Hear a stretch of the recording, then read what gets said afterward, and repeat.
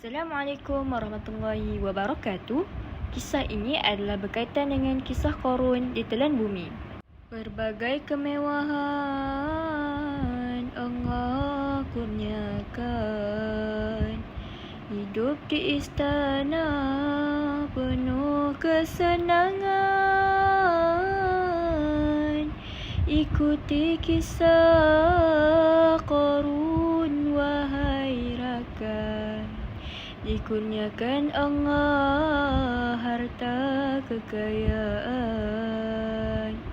Ya rakan-rakan sekalian, Qarun adalah seorang kaum Nabi Musa.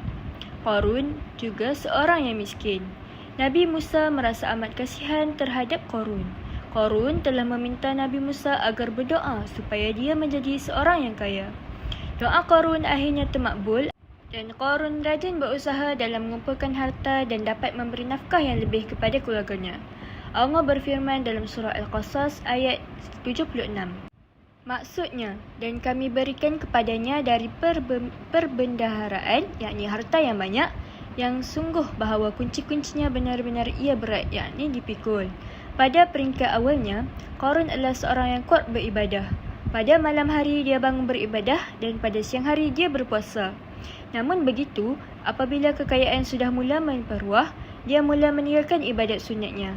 Qarun sudah lupa akan asal-usulnya dan hidup berpaksikan kekayaan semata-mata. Qarun hidup dengan mewah dan menjadikan dunia sebagai tujuan utama hidupnya. Apabila hartanya makin bertambah, sifat tamak, sombong dan bangga diri mulai timbul dalam diri Qarun. Allah berfirman dalam surah At-Taghabun ayat 15. Maksudnya, sesungguhnya hartamu dan anak-anakmu hanyalah cubaan yang bagimu dan di sisi Allah pahala yang besar. Kawan-kawan, jangan bersifat tamak dengan kekayaan yang Allah berikan. Keangkuhan Israel yang menyekat bantuan ke Gaza adalah sifat yang keji. Allah memerintahkan Nabi Musa agar meminta zakat daripada Qarun. Allah telah berfirman dalam surah Al-Baqarah ayat 110, maksudnya, dirikanlah salat dan tunaikanlah zakat. Ketika Qarun menghitung jumlah zakat hartanya, ternyata jumlahnya sangat banyak. Hatinya merasa sayang untuk mengeluarkan zakat. Nabi Musa tetap memaksa Qarun mengeluarkan zakat. Qarun berkata dalam hatinya, esok aku akan kumpulkan semua penduduk dan aku akan berdialog dengannya. Jika dia dapat mengalahkan aku akan penuhi permintaannya. Jika tidak, dia tidak akan dapat apa-apa daripada aku. Maka terjadilah perdebatan yang hebat antara Nabi Musa dan Qarun. Qarun telah kalah dalam perdebatan itu. Apabila dia kalah dalam perdebatan itu, Qarun mula mengatur strategi untuk mengenakan Nabi Musa. Qarun telah mempengaruhi kaum Nabi Musa dan memfitnah Nabi Musa dengan mengatakan bahawa Nabi Musa ingin merampas semua hartanya.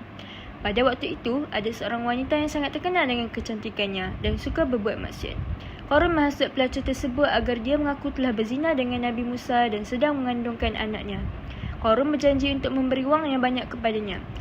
Namun, kuasa Allah mengatasi segala-galanya. Allah telah menggerakkan hati pelacur tersebut untuk bercakap benar dan mengatakan apa yang sebenarnya berlaku. Allah telah membersihkan nama Nabi Musa daripada fitnah Qarun.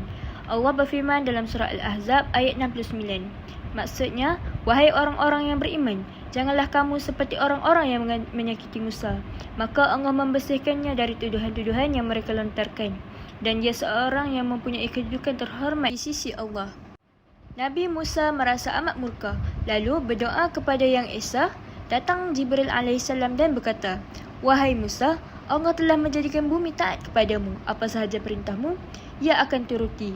Kemudian, Nabi Musa pergi menemui Qarun yang sedang duduk di atas singgasananya yang mewah. Lalu, Nabi Musa memukul tongkatnya ke tanah dan singgasana itu ditelan bumi. Qarun melompat dan Nabi Musa berkata, wahai bumi, telanlah dia. Maka bumi menarik Qarun hingga ke lutut. Qarun memohon agar dia dilepaskan.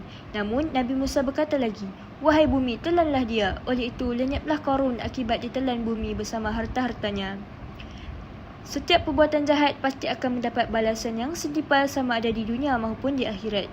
Begitulah dengan kisah Qarun ditelan bumi. Semoga menjadi pedoman dan pengajaran buat kita semua. Sekian, terima kasih.